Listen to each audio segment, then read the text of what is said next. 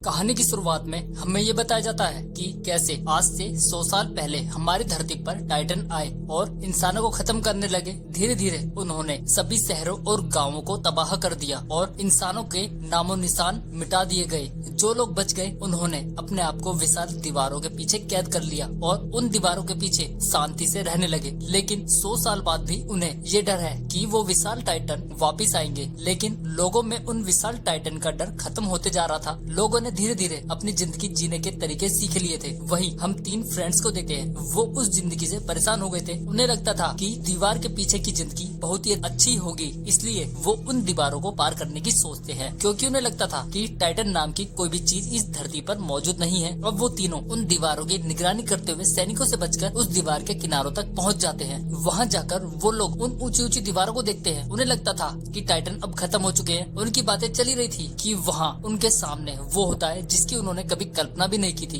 एक जोरदार का भूकंप के साथ दीवारें कांपने शुरू हो जाती है, साथ ही बड़े बड़े पत्थर उस दीवार से नीचे गिरने लगते हैं। तभी एक बहुत बड़ा टाइटन उस दीवार के पीछे से बाहर आ जाता है, जिसे देखकर उन सबकी हालत खराब हो जाती है। वो समझ चुके थे कि टाइटन आज भी जिंदा है। वो टाइटन इतने बड़े थे कि कई सौ फीट दीवारें भी उनके सामने बहुत छोटी लग रही थी। वो टाइटन दीवार तोड़कर इंसानों की बस्तियों पर हमला कर देते हैं, लेकिन वो तीनों अपनी जान बचाकर वहाँ से चले जाते हैं। इसके साथ ही दीवार के टूटे हुए हिस्से से बहुत सारे टाइटन्स की फौज अंदर आना शुरू हो जाती है। वो दिखने में बहुत ही अजीब से लग रहे होते हैं। इसके साथ ही किले की रक्षा कर रहे सैनिक अपने हथियारों से उन टाइटन पर बॉम्बिंग करना शुरू करते हैं। उन सैनिकों को लग रहा था कि उन्होंने उन टाइटन को मार दिया है, लेकिन वो ऐसे शैतान थे जिन्हें मारा नहीं जा सकता था। कुछ ही देर में हम देखते हैं कि टाइटन की बॉडी के पार्ट्स खुद ब खुद रिस्टोर होने लगते हैं।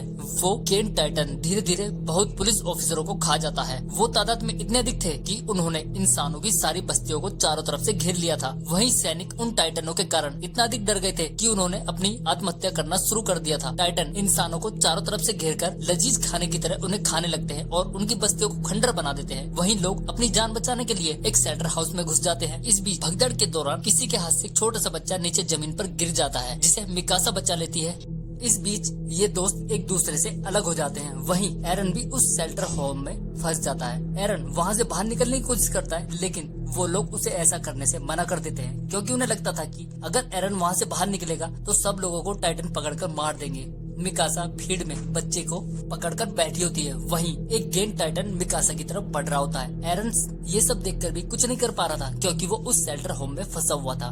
वो उस हाउस में बंद बेबस था। तभी वो टाइटन मिकासा और उस बच्चे को निकल जाता है, जिसके बाद एरन उस शेल्टर हाउस से जबरदस्ती बाहर निकल जाता है। तभी हम देखते हैं कि वो टाइटन्स का झुंड उस घर पर हमला कर देते हैं, जिसमें वो सब इंसान बंद थे। वो टाइटन उस घर की छत को उखाड़कर फेंक देते हैं और सारे इंसानों को मारकर खाना शुरू करते हैं। वहाँ पर खून ऐसे बह रहा था मानो जैसे खून की नदियाँ बह रही हो। वहाँ टाइटन ने शहर को पूरी तरह से खंडर में तब्दील कर दिया था। इसके बाद हमें 2 साल बाद के टाइम को दिखाया जाता है।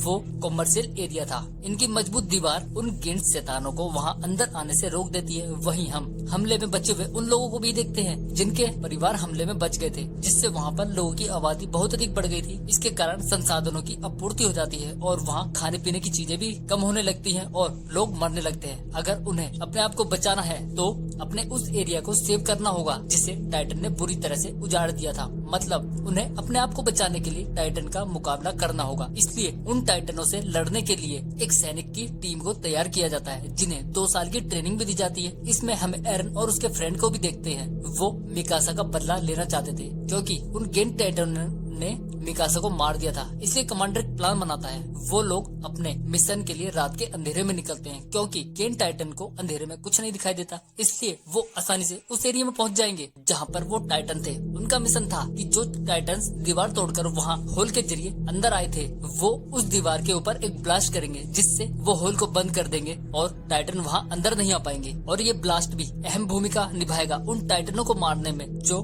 वहाँ दीवार तोड़कर अंदर आए थे। ये उनकी आखिरी उम्मीद थी, जिससे ये लोग बच सकते थे। रात में सेना की एक टुकड़ी अपने मिशन पर निकल जाती है। रास्ते में उनमें से कुछ लोगों को अजीब सी आवाजें सुनाई देती है। जब उनमें से एक लेडी वहां जाकर चेक करती है तो वहां पर एक छोटा सा बच्चा होता है। वो आकार में बहुत बड़ा था क्योंकि वो एक गेंट टाइटन का बच्चा था। वो गेंट चाइल्ड उसने पकड़ने की कोशिश करते करते नीचे गिर जाता है। नीचे गिरने के साथ ही वो जोर जोर से रोने लगता है। उस बच्चे की आवाज सुनकर सब टाइटन्स जाग जाते हैं और उन लोगों को चारों तरफ से घेर लेते हैं। ये देखकर कमांडर अपनी गाड़ी लेकर वहां से भाग जाता है। तभी रिकैप से हमें पता चलता है कि उन टाइटन्स को आसानी से मारा जा सकता था, वो भी उनकी गर्दन पर वार करके। तभी हमें टाइटन के शिकारी सिकिशिमा को देखते हैं जिसने बहुत से टाइटनों को मौत के घाट उतार दिया था। वहीं हम सिकिशिमा के साथ एक सोल्जर को देखते हैं जिसने भी टाइटन को मार गिराया था। वो थी मिकासा। वहीं मिकासा जिसे टाइटन ने निगल लिया था उसे सिकिशिमा ने बचा लिया था। उन दोनों ने अपनी तलवारों से वहाँ पर बहुत सारे टाइटन को मार दिया था और वहाँ से बचकर चले जाते हैं। वहीं हम कमांडर कुबाल को देखते हैं जिसे इंसानों की जिंदगी से ज्यादा अपने बॉम्ब प्यारे थे। इस वजह से वो उन एक्सप्लोजिव को एक अंडरग्राउंड जगह पर छिपा देता है और नेक्स्ट डे वो उन्हें अपने कंटेनर में लोड करवाता है ताकि उन्हें सही जगह पर ले जा सके। लेकिन उन लोगों की आवाज सुनकर बहुत सारे गेंट टाइटन उन लोगों पर हमला कर देते हैं और उनमें से वो धीरे धीरे बहुत से लोगों को जिंदा ही खा जाते हैं। वो टाइटन उन ऑफिसरों को चारों तरफ से घेर लेते हैं और उनके शहरों पर भी हमला कर देते हैं। तभी हम देखते हैं कि सिकिशिमा और मिकासा अपनी तेज धार तलवार से बहुत से टाइटनों की गर्दन काटकर उन्हें मौत के घाट उतार देते हैं। वो लोग मिलकर बहुत से गेंट टाइटनों को मार देते हैं। वहीं उनकी मदद एरन का दोस्त भी कर रहा होता है। उसने भी उन टाइटनों के पैरों पर हमला करके उन्हें बुरी तरह से कुल्हाड़ी से काट दिया था। इसके बाद हम जनरल कुबार को देखते हैं जिसे अब भी उन एक्सप्लोसिव की पड़ी थी, लेकिन एक चोर उन एक्सप्लोसिव की गाड़ी चुराकर भागने लगता है। तभी एक लड़की जिसके हस्बैंड को उन दरिंदों ने मार दिया था वो उस चोर को उस एक्सप्लोसिव के साथ पकड़ने की कोशिश करती है और ट्रक में आग लगा देती है। वो ट्रक छीनकर टाइटन से टकरा देती है। एक जोरदार के धमाके के साथ टाइटन्स उड़ जाते हैं और उन टाइटनों के चीथड़े उड़ जाते हैं, लेकिन उन टाइटन का उस धमाके में कोई भी असर नहीं होता। वो दोबारा से जिंदा हो जाते हैं और लोगों को जिंदा खाना लगते हैं, जिन्हें देखकर ये लोग बुरी तरह से टूट जाते हैं। तभी हम एरन और उसके दोस्त को देखते हैं। वो दोनों आपस में बात कर रहे होते हैं। एरन उन दरिंदों से लड़ने के लिए तैयार था, लेकिन एरन का दोस्त उसे ऐसा करने के लिए मना करता है। वो कहता है तुम इनसे नहीं जीत सकते। वहीं सिकिशिमा उनकी बातें सुन रहा होता है। तभी एरन को सिकिशिमा की बातें आ जाती है जिसका मतलब था जैसे